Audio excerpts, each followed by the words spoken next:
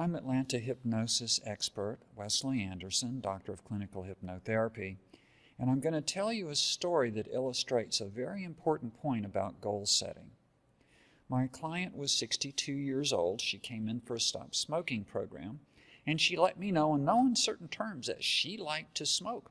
She did not want to stop smoking, and that her only reason for stopping smoking was that she had the beginnings of emphysema, and her doctor told her that if she stopped smoking, she could probably get rid of that, and she wanted to live long enough to see her great-granddaughter be born.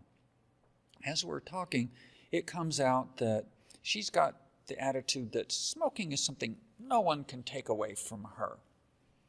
And I asked her, well, is that a belief you'd be willing to die for? And she says, no. And when she did, I touched her hand, so that touch was associated with that fear of death from smoking. And I used that to help her stop.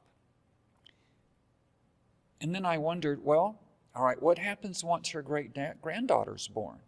Does she still have a motivation to remain a non-smoker?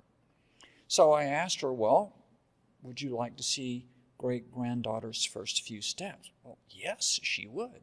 Would you like to hear her first few words? Yes, she'd like to hear those words. Would you like to see that outfit she wears when she goes to kindergarten the first day? Well, yeah, she'd like to see that. And I wondered about graduating from grammar school. She wanted to see that. Going to the high school prom and see the dress and the boy that she's chosen to go out with. Well, she wants to see that. High school graduation. And I helped her extend her reason to remain a non-smoker and to stay alive. The point that's important here is that if we set a goal that's too specific, once we reach it, then we'll abandon all the things that all the benefits from reaching that goal, because we will go back to the old behaviors. And that's really obvious for a lot of people who will have a weight control program. They'll go on a diet. They get to a specific number, and then they go back to eating the ways that they did that got them fat in the first place.